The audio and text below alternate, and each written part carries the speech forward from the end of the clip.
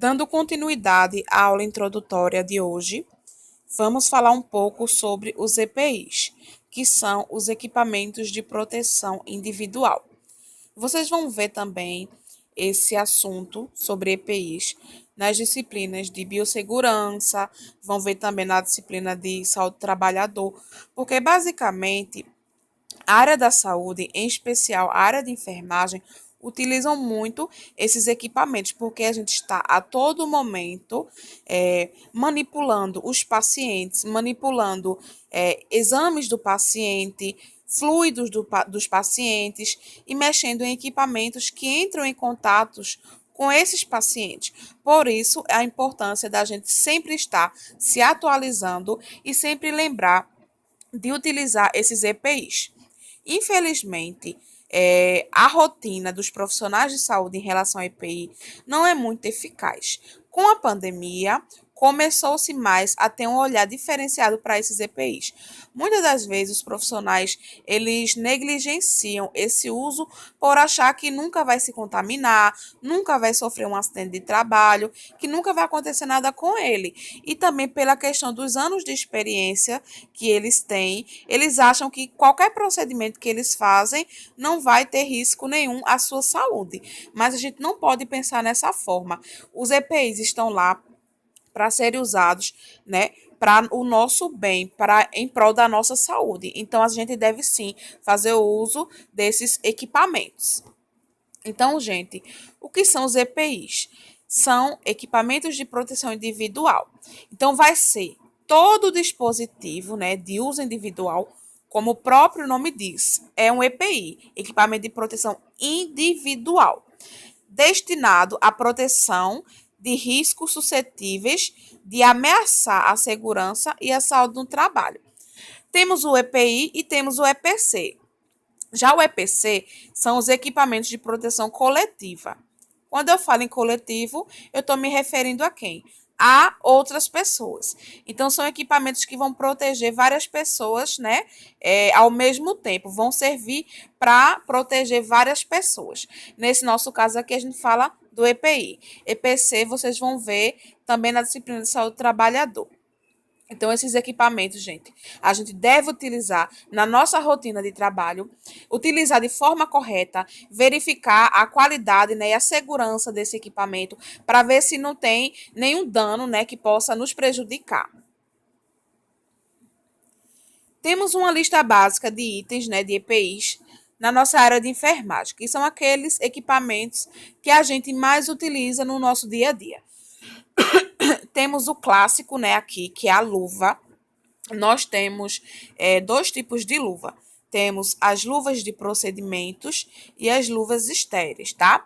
As luvas de procedimento, gente, a gente vai utilizar em procedimentos que não requer uma técnica estéreo. Procedimentos simples e que são utilizados, né? Essa luva de procedimento é utilizada em prol da nossa proteção, para a gente não entrar em contato com fluidos dos pacientes. Então, por exemplo, quando a gente vai verificar os sinais vitais do paciente, que vocês vão ter uma aula só de sinais vitais, quando a gente vai dar um banho no leito, né, no paciente, quando a gente vai examinar o paciente, vai verificar a questão da pele, como é que está a pele do paciente, se a pele está hidratada, que a gente tem que tocar no paciente. Então, assim, administrar medicação nos pacientes, a gente utiliza todos esses procedimentos, a gente faz com essa luva, né, que a gente chama luva de procedimento.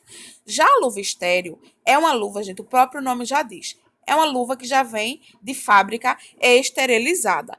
A gente vai utilizar em procedimentos que requer, né, um cuidado maior com esses pacientes, como, por exemplo, no caso de sondagens.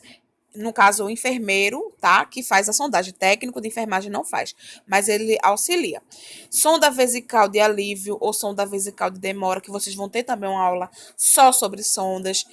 Sondas gastrointestinais também, a gente faz esse procedimento com a luva estéreo. Embora o intestino é uma via contaminada, não necessariamente precisa de luva estéreo, mas a gente faz por precaução e cuidado. A questão também de curativos, né? Os curativos, o certo é fazer com luva estéreo, principalmente curativos de ferida operatória. São aqueles pacientes que se submeteram a algum tipo de cirurgia e a gente tem que fazer o curativo, né, dos pontos. Então, essa basicamente é a diferença desses tipos de luva. Quando vocês tiverem aula prática, né, para calçar a luva estéreo, o termo correto é esse mesmo, tá, gente? Calçar a luva estéreo. Vocês vão ter uma aula prática sobre como que a gente faz para calçar a luva estéreo. Aí vocês vão entender mais direitinho na prática a diferença dessas luvas, como que a gente tem que manuseá-las, como a gente deve inserir e retirar elas também. A estéreo, ela tem um jeito certo de colocar e de retirar, tá? Temos também a touca, que é utilizada, gente, para proteger o nosso cabelo, porque quando a gente está no ambiente de trabalho, né, principalmente no hospitalar, a gente tem sérios riscos de ter algum fluido do paciente, sangue, urina, secreção, escarro. A gente corre o risco de ter o nosso cabelo exposto a esses fluidos. Então, a gente utiliza a touca, que é para prevenir, para fazer com que a gente não tenha esse contato com no cabelo, porque quando a gente sai do ambiente hospitalar, muitas vezes a gente deixa para tomar banho em casa. Então a gente leva micro-organismo para dentro de casa, né, para nossa família, nossos filhos. Então assim, por isso que é importante utilizar a touca para proteger nosso cabelo e evitar com que a gente saia do hospital carregando micro-organismo para outros ambientes, para dentro do carro, no ônibus, seja o que for. Já na imagem à direita, nós temos o capote, tá? E também a gente faz de conta que aí é um jaleco. No caso do capote, gente, ele é um material que ele é descartável. A gente usa e depois joga fora. O jaleco não. O jaleco a gente usa, depois faz a questão da lavagem, né, do jaleco, passa ferro e tudo mais. Esse capote a gente utiliza geralmente em cima do jaleco, a gente utiliza também em cima daquela roupa verde ou azul que são utilizadas, né, nos blocos cirúrgicos. Então, isso aí é para dar uma segurança maior e para evitar com que a gente contamine a roupa de dentro, tá? Isso aí é para dar uma segurança maior, uma proteção maior para nós. Então, é chamado de capote, esse EPI. Temos o sapato fechado, tá? Na prática do trabalho, né, no dia a dia, dependendo do hospital, principalmente se for hospital público, não tem uma exigência assim de cor. Ah, tem que ser branco. Não tem. Mas dependendo do hospital que vocês forem trabalhar, né, principalmente os particulares, eles têm umas regras, mas assim, que devem ser seguidas. Mas assim, sendo um sapato fechado, já é de grande importância. A cor importa? Importa, com certeza, porque cores brancas vai destacar se há sujeira, sangue, seja o que for. Mas, assim, o principal, primeiramente, é ser um sapato totalmente fechado. Para evitar, por exemplo, você vai administrar uma injeção no paciente. Se acontecer de cair da sua mão a agulha, né, pela gravidade, pela velocidade que vai cair, ela tem a capacidade de perfurar o pé. Então, se está com sapato, né, dificilmente vai conseguir atingir a sua pele e perfurar. Aqui temos também a máscara, tá? Esse tipo de máscara na imagem é a máscara cirúrgica. Nós temos duas máscaras comuns, né, que são utilizadas nos hospitais. Temos a máscara cirúrgica, que é essa da imagem, e temos a máscara N95. A máscara cirúrgica, a da imagem, ela tem duração de 2 horas. Então, a gente utiliza ela por 2 horas e descarta. A gente não pode utilizar por mais de 2 horas, tá? Ela não vai ter tanta eficácia, né? E o risco de se contaminar, se a gente utilizar mais de 2 horas, é maior. Já a máscara N95 é aquela máscara que tem duração de 7 dias. Então, é uma máscara, gente, que ela tem um filtro, é uma máscara que ela protege mais, ela impede micro-organismos, aerossóis que possam entrar em contato com a cavidade nasal e oral da gente. Então, assim, são dois tipos de máscara. A cirúrgica dura 2 horas e a N95, que é aquela que tem um filtro, né? Que muitas pessoas que não têm costume de usar sentem sufocadas com ela. Ela tem duração de 7 dias, porém é a que mais protege. E temos também o óculos. É muito, muito, muito difícil um profissional utilizar óculos, tá, gente? Utilizam-se mais nos blocos cirúrgicos. E ainda assim é difícil, geralmente o cirurgião utiliza o próprio óculos de grau, tá? Mas assim, com a pandemia, com a Covid-19, essa prática ficou mais comum de utilização desses óculos. Mas é muito difícil, principalmente antes da pandemia, você chegar no hospital e ver algum profissional de saúde, seja na emergência, na UTI, seja onde for, utilizando óculos. A não ser que eles utilizem assim, mas na questão dos procedimentos que tem, né, um risco maior, como, por exemplo, aspiração, né, traqueal do paciente, extubação, né, um procedimento que o médico realiza, mas que promove aerossóis. Então, assim, nesses casos, assim, desses procedimentos um pouco mais complexos, eles até utilizam, mas para chegar no hospital e ver o profissional utilizando de rotina, igual a gente utiliza uma touca, certo? Uma luva, é muito difícil. Nós temos aqui, gente, 4 tipos de precauções para se evitar uma contaminação. Temos precaução padrão, precaução por contato, precaução de gotículas e precaução de aerossóis. Como assim?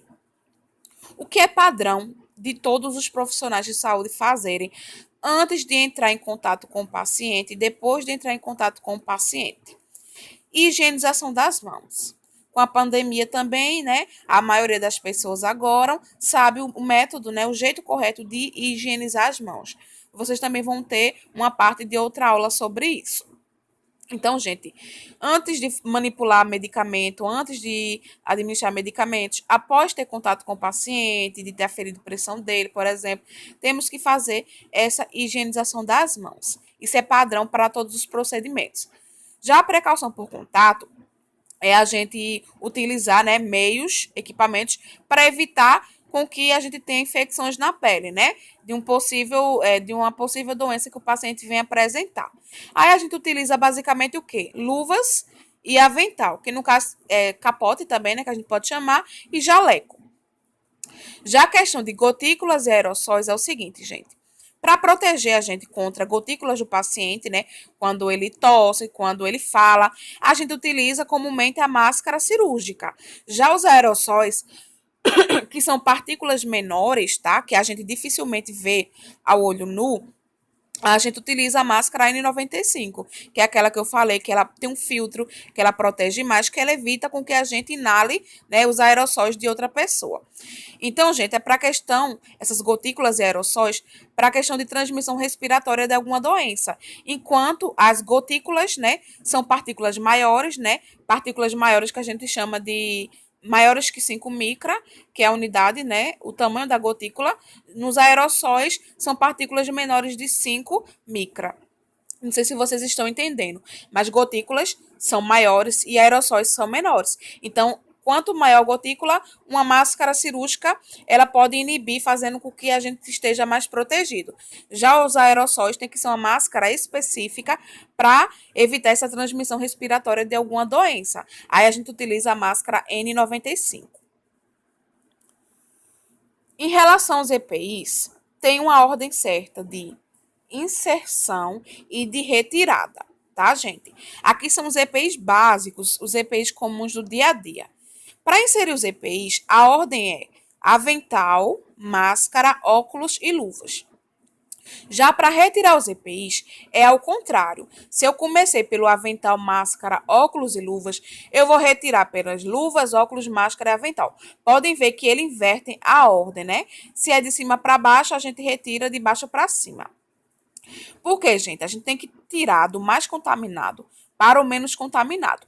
É justamente na retirada desse EPI que a gente corre o sério risco de se contaminar. Por exemplo, profissionais de saúde que estão trabalhando na linha de frente, né, com a Covid-19, muitos deles se contaminam justamente no momento de retirada do EPI, ou não retiram de forma correta, certo? Ou não tem todo aquele cuidado ao retirar.